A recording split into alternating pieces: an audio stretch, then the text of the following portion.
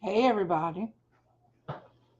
Well, we are waiting on the press conference that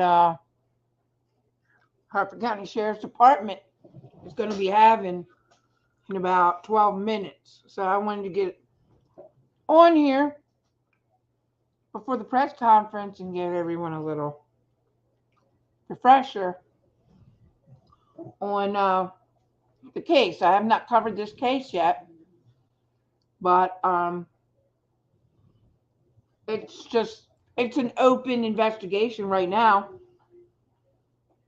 So um, let me let you know what I know. I know this is like an international case right now because she was a pretty lady. So let's see what we have. 37-year-old Rachel Morin was last seen on August 5th, 2023 at 6 p.m. to walk on the Ma and Pa Trail in Bel Air, Maryland. Her car was found at the entrance to the trail on William Street. And later that night, her boyfriend called police and stated that she hadn't come back from her walk. So deputies went out to the trail that evening and they didn't find anything. They did not find her. So the following day, about 1:07 p.m., a 911 call came in by a walker on the trail stating that they had found a body. And what had happened was at 11:23 p.m. the previous evening, her boyfriend, Richard Tobin, reported her missing. And they, like I said, they had searched the trail, and then an alert went out early that morning stating that she was missing. So at 1:07, someone called and said they found a body in Ma and Pa. And they did not initially say it was her. Um, but later on that day, Sheriff Gaylor, for the Harford County Sheriff Department, had a press conference at 7:30 p.m. and announced that it was a homicide.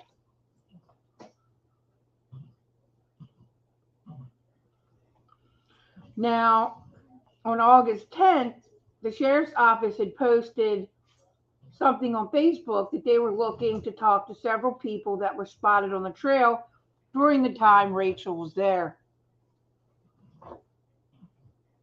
And then a source told the media that her boyfriend, Richard Tobin, had given police his DNA and his phone.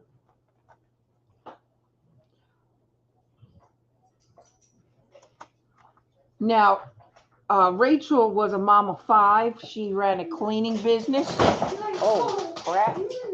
All my notes fell down. Oh, no.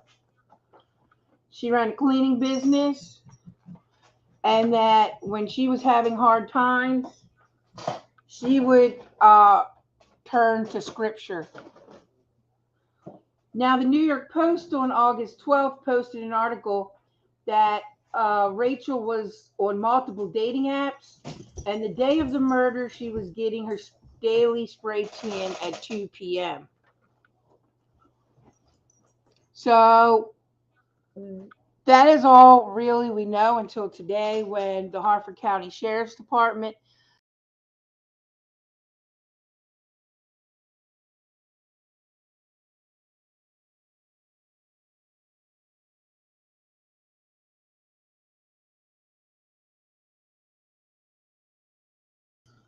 oops, my bad. So Harford County Sheriff's Department today announced that they were going to have a press conference at 3 o'clock. And then they came back later and said that the press conference was going to be pushed back until 7:30, which will be in 8 minutes. So, I'm just, as of right now, I am on Facebook seeing if anything is available yet in terms of the press conference, and I don't see anything as of yet. So I guess we got to wait a little bit longer.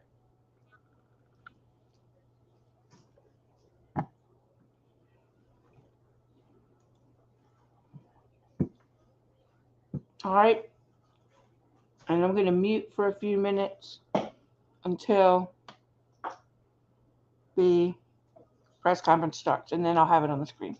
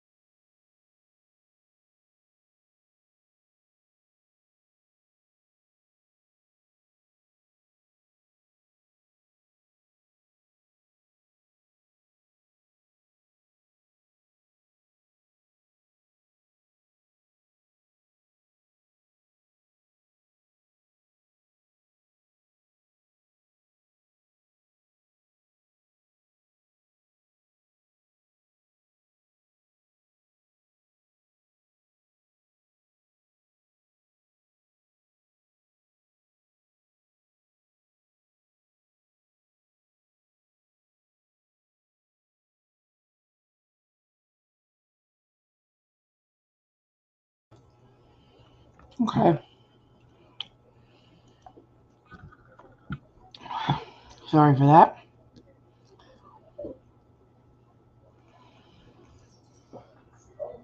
$7.26. Nothing yet.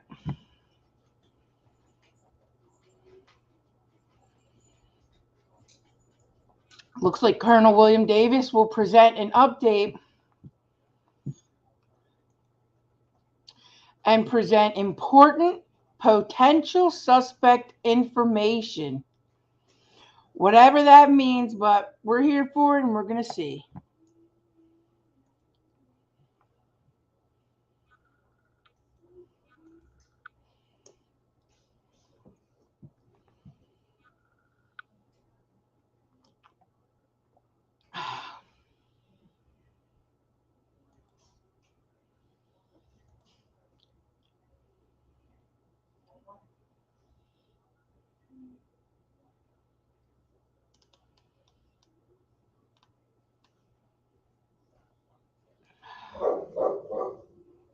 Uh-oh.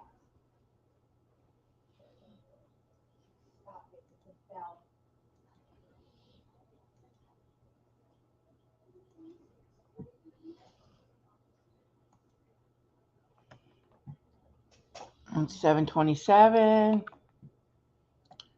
And we're waiting.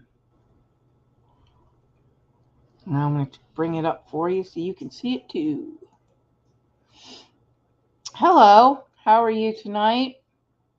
We're just waiting on the press conference to begin in 3 minutes. And I keep refreshing the page to see if they've even started anything yet. And it doesn't look like it.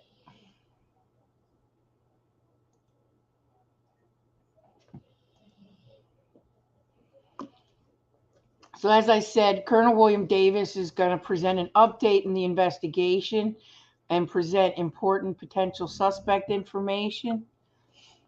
So I am just waiting on that.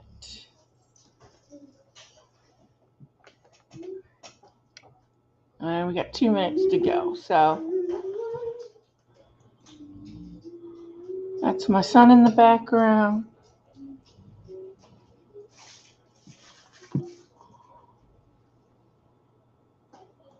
$7:30. We got 2 minutes left.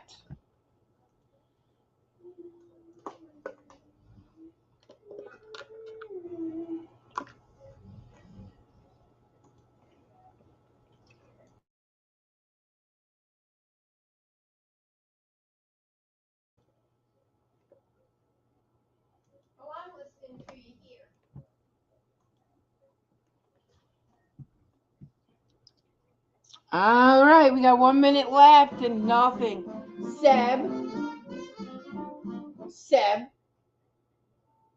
Thank you, Feb. Turn it down. I'm doing a live stream, buddy. They don't want to hear your game.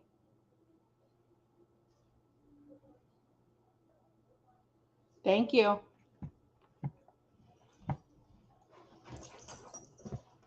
Here we go.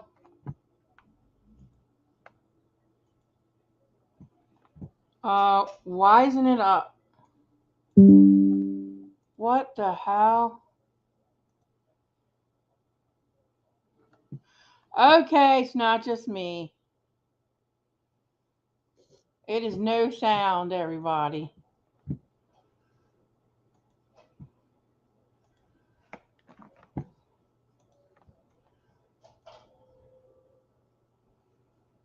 Okay. That we needed to inform our community as soon as possible, and that's why we're here tonight. As you know, since Saturday, August 5th, 12 days ago, the Harford County Sheriff's Office has been working around the clock to get justice for Rachel Morin and hopefully bring peace to her family. Since that first day, over 300 community tips have flooded our inboxes and emails.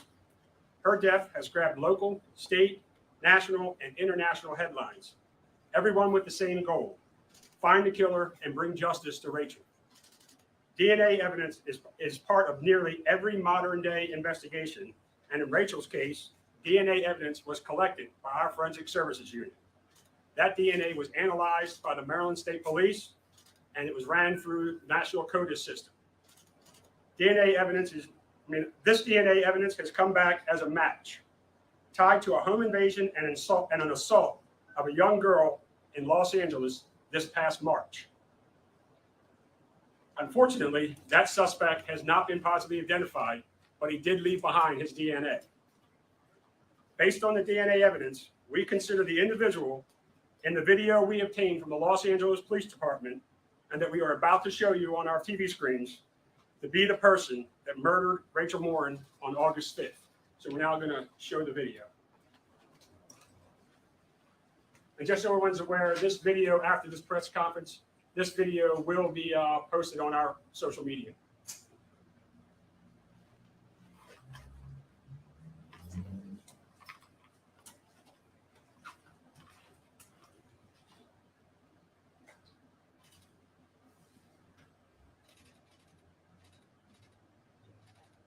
All right, you want to play it one more time?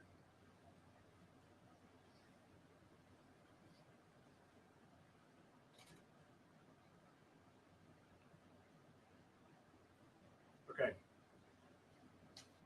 When you're ready, we're going to post it on our social media. Based on our analysis of this video and witness observations, we believe the suspect to be approximately 5'9", 160 pounds, and of Hispanic descent. If you have any information about this suspect, we are asking you to please call our detectives at our tip line. And the tip line number is 410-836-7788. We've also established a dedicated tip email address, and that email address is rmtips@hartfordsheriff.org. Again, that's RM as in Rachel Morin, tips @hartfordsheriff.org. We want to make it clear that we believe the suspect acted alone, and he doesn't represent the entire Hispanic community of Hartford County, who we are now partnering with to identify this suspect. I know I can speak for the sheriff when I say we are immensely proud of this community. Our community will not be defined by this tragedy. Our community is one that will work together to get the job done and bring this suspect to justice. In the meantime, in the light of this new evidence, I urge our citizens to use caution while walking on our trails and throughout our community. Be alert, walk with a friend, don't allow yourself to be distracted by your cell phone or headphones. And finally, if you see something that makes you feel uncomfortable or that you think is suspicious, act on those instincts and call 911. And lastly, we will continue our increased presence on the Mom Pod Trail. And now I'll open it up to questions. Colonel, do you have any other details on what happened in Los Angeles, exactly where, or anything about what this person did there? So when it comes to the details about Los Angeles, that's the information that the Los Angeles Police Department has, and we were just going to refer people to the Los Angeles Police Department to get those details. Only thing I can tell you is an attack on a young girl. Any word about a possible motive? Like, was Rachel missing any money or anything like that? So we are not going to talk about the crime scene at this time because, as I've said in previous interviews, we don't want to talk about the crime scene or what happened at the crime scene because once we catch this person, we want to make sure we got the right person. And the only people that know what happened at that crime scene when we catch the person is us and that suspect. So we're not giving any details about that. Oh, I'm sorry. No, you're fine. Again, how did you come across, what led you to this particular suspect, this person? So we collected DNA from our crime scene. The Maryland State Police analyzed that DNA for us, ran it through the National CODIS system, and that came back as a match to the crime that occurred in Los Angeles, where they had recovered DNA from this person that you saw in the video. The video that we watched, tell us about it. I mean, what Los Angeles Police released it to you, but what is it? Is it at his home? Is it at a scene of a crime? That is at a home, and that is the suspect leaving the scene of the crime there. And that was a home invasion and assault, you said, right? Correct. Of a little girl? Is that what you said? A young girl. So I'm going to leave it at a young girl. I don't want to talk about the family there, but it was a young girl in the house that got assaulted. What does this do to the case, Colonel? You have an image now of the person you think is believed to be Correct. responsible for this. What does that do for the case? Well, I think now it kind of leads us down the path that we believe this was a person that Rachel probably didn't know. Maybe you could say potentially a random act of violence. And we're hoping that the community now can watch that video. And we also got still pictures that we're going to be putting out and that somebody can identify him. Have you narrowed it down to a certain area? Do you think he could still be like somewhere on the Montauk Trail? We don't have any clue where he could be. We don't even know if he's still in Harford County or in the state of Maryland, because obviously in March he was in California, and then here in August he was here in Maryland. So we don't know if he's still here or not. Do you have any evidence that he was targeting people along that trail, or do you believe this was, completely random? I'd only be speculating. We do not know. Do you think he may be armed, any weapons or anything like that? Again, speculation. You described him, Colonel, as 5'9", 160, Hispanic male. Do we have an approximate age or? Oh yeah, we believe he's in his low to mid 20s. Do you know do you have a date for when the Los Angeles invasion happened? I'm just going to put out that it was in March. The Los Angeles Police Department knows that we're doing this press conference, so if you called them, they would probably be able to give you that information. How rare is this to have a DNA hit from the other side of the country? And can you talk about that whole process and how that worked? I mean, this is the first time I've seen a hit in a case that I've been involved in that was that far away for a DNA hit. So I wouldn't say that it's unheard of, but certainly unusual. For the record, you don't have his name or No, that's what we're looking for. Where he lived or anything like that. Is he from LA or? We don't know. Okay. We know nothing more about him other than he was in LA and committed that crime in March, and he was here in August and is the murderer. We believe to be the murderer of Rachel Morin. To follow up on that question, you identified him through DNA evidence through this database. So there's no name associated with that? No. There's no name associated because it's just evidence from a crime that was submitted, and his DNA on it, like being arrested and getting DNA, that none of that is in the system. However, we are working with we have called the FBI, and we are working with some of their DNA experts in their crime lab to try to help us further analyze this DNA. Without compromising the investigation, can you tell us Rachel was found? Correct. And it was determined that it was a homicide. Correct. Was there trauma? Was she beaten? What was the nature of the All homicide? we've said so far, and I think we're going to leave it at that, is that it was a violent attack. What's your message? No relationship at all between Rachel and the suspect. Well, again, we just got this information last night. Not that we have been able to determine yet that we don't know of any relationship or that they were known to each other before this incident. So I can't really say, but right now, no. Obviously, this is gonna.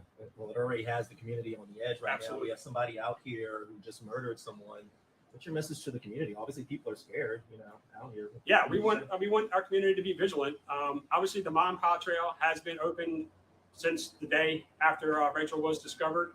We have a very large amount of deployment on the Mom Pa Trail. We are going to continue that deployment until either this person is caught or we believe he's not in the area anymore. But our plan is to be vigilant for our community. Our community has been just tremendous with the support they give us and trying to figure out what's going on and calling in tips. And we're hoping that maybe even people from LA will see this interview and see that this person committed that crime there, and maybe somebody knows him. We believe and we hope that somebody who actually knows this suspect that's in the video will be able to identify him for us. Forgive me if you said this.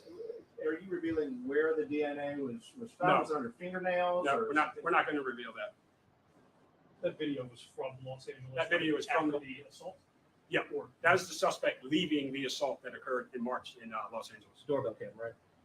I mean, Or home security cam. yes. Yeah. All right. Any other questions? All right. Well, thank you very much. Thank you, Colonel.